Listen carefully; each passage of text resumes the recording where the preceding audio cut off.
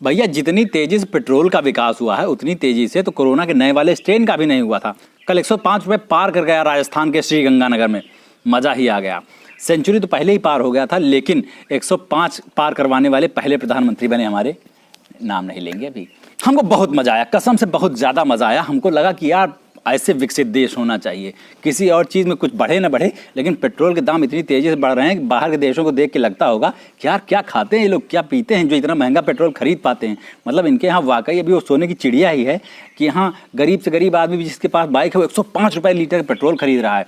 मतलब इससे अपनी इमेज ऊंची होती है। मैंने अपने आप को कई तरह से समझाया कि 200 रुपये का बर्गर खा लेते हैं मॉल में जाके, 400 रुपये की फिल्म देख लेते हैं, तो ये कौन सी बात है, 105 रुपये ही तो बढ़ा है पेट्रोल। फिर हमको याद आया कि नहीं यार, बर्गर पेट्रोल टंकी में डाल के नहीं चला सकते हैं बाइक को, ना ही उसमें सिनेमा का टिकट डाल के चला सकते हैं। तो हमको लगा नहीं भाई, वो लॉजिकल बात नहीं है, तुलना नहीं करनी चाहिए बर्गर की। और फिर बर्गर मैं खा लेता हूँ, आप खा लेते होंगे, लेकिन जो गांव में दुनिया भर में बैठे हुए लोग हैं देश भर में, वो सब बर्गर नहीं खाते, ना ही सब सिनेमा देखने जाते हैं। मोबाइल 3GP में डाउनलोड करके पिक्चर देखी जाती हैं अभी भी यहाँ पर। फिर हमने सोचा कि इतना महंगा पेट्रोल हो रहा है, होने दो, देश की तरक्की हो रही, हमारा क्या होगा, महंगा पेट्रोल नहीं खरीद पाएंगे तो ट्रेन से चले जाएंगे। पता लगा ट्रेन में जो किराए की रेट लिस्ट है ना नई वाली, किडनी बिक जाएगी। उसमें तो ज़मीन के पेपर्स भी लगते हैं आजकल टिकट बुक कराने में, वो देखते हैं कि इसके पैर ऊपर रखने लायक है ट्रेन पे या नहीं है। हमने कहा चलो छोड़ो, जाने दो यार, हवाई जहाज़ से चल लेंगे। 1 जून है आज, और 1 जून से पता लग रहा है कि हवाई जहाज़ की यात्रा भी महंगी होने वाली है। 1 जून से हवाई यात्रा महंगी हो जाएगी, और जिनको फिर 2 जून की रोटी नसीब होती है वो तो हवाई जहाज़ में नहीं चढ़ पाएंगे। प्रधानमंत्री जी ने हमको एक सपना दिखाया था कि अब हवाई चप्पल पहनने वाला भी हवाई जहाज़ में चढ़ सकेगा।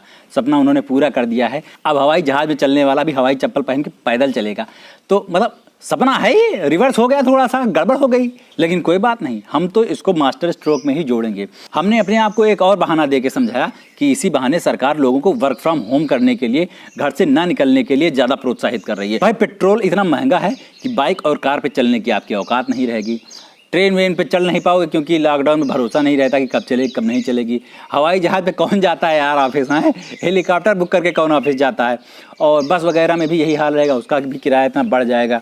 ऊबर वाले तो पहले ही लूट का मीटर चालू रखे हैं। ऑटो वाले तो कितने बेरोजगार हो गए, उन्होंने ऑटो बेच के लॉकडाउन में सब्जी का ठेला खोल लिया है, तो वो वाला भी गया। तो कुल मिला के बात ये है कि वर्क फ्रॉम होम के लिए प्रोत्साहित कर रही है। लेकिन हमको लगा कि ये किसको प्रोत्साहित कर रही है भाई वर्क फ्रॉम होम के लिए। आधे से ज़्यादा जॉब तो चले गए लॉकडाउन में, अब कौन बचा है काम करने के लिए। इस तरह महंगे पेट्रोल के फेवर में हमारे सारे एक्सक्यूज़ एक एक करके ख़त्म होते गए, और फिर हमको एक रामबाण मिला। व्हाट्सएप पे हमारे एक बड़े भैया उन्होंने भेजा कि शेर पाला है तो महंगा पड़ेगा। तबीयत धन्य हो गई। हमने कहा ये जो बात है इसकी कोई काट मौजूद नहीं है देश में कोई भी PR एजेंसी, कोई भी मीडिया वाला, कोई भी ये नहीं बताएगा कि शेर पाला है तो महंगा पड़ेगा। क्या गजब बात है। 70 साल लगे इस देश को सभ्य बनाने में, लोगों तक पढ़ाई पहुंचाने में, नौकरी पहुंचाने में। अभी तक पूरी पहुंची नहीं थी, लेकिन बहुत ज़्यादा मेहनत लगी बिजली पहुंचाने में, सड़क पहुंचाने में, और जंगल बना दिया भाई साहब 5 साल के अंदर। ये होता है मास्टर स्ट्रोक, ये होता है विकास। और जंगल में भाई साहब जानते हो शेर तो एक ही होता है। लेकिन फिर यार एक बार नज़र डाली इधर उधर तो पता चला कि शेर तो हमने पाला है लेकिन भूखा है, और आज से नहीं 70 साल से भूखा है, बहुत ज़्यादा मरभुक्खा हो गया है। उसने सब खाना शुरू कर दिया, पेट्रोल पी गया, इकोनॉमी खा गया, देश की GDP खा गया, एम्प्लॉयमेंट इतने सारे 15 करोड़ लोगों के एम्प्लॉयमेंट खा गया, छोटे छोटे बिजनेस थे उनको खा गया, एयर इंडिया खा गया, और देश के कितने सारे जंगल खा गया, भारत पेट्रोलियम खा गया, LIC पे भी मुंह मार रहा है। लेकिन उसके बाद भी इसका पेट कहीं से आपको फूला नहीं दिखाई देगा, भूख इसकी ख़त्म ही नहीं होती है। वो क्या कहते थे शान फिल्म में शाकाल, अजीब जानवर है ये, कितना भी खिलाओ भूखा ही रहता है। मतलब यार हमने कितना भूखा प्यासा शेर पाल लिया। पेट्रोल पी रहा है, लोगों की जिंदगियां खा रहा है, पेंडेमिक PM केयर फंड खा गया, पता ही नहीं चला कहाँ चला गया, सब खाए पिए ले रहा। इतना सारा टैक्स जाता है अपने यहाँ से।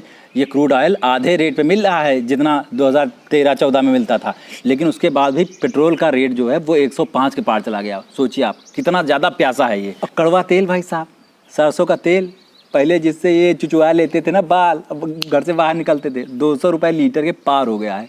तो उससे पकौड़ी छानने में भी आपकी छन के बाहर आ जाएगी। तो यार जुल्फे बड़ा डिस्टर्ब कर रहे हैं। पता है आपकी जो गिनती हुई ना उसमें -7.3% की गिरावट आई है GDP में, और देश के 3.2 करोड़ लोग जो मिडिल क्लास में थे वो गरीबी रेखा से नीचे चले गए हैं।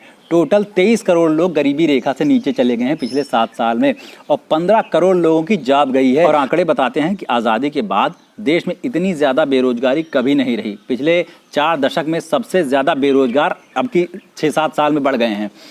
तो भाई रोजगार भी खा रहा है। हाँ तो भैया इतना भूखा शेर पाला है तो महंगा पड़ेगा ही।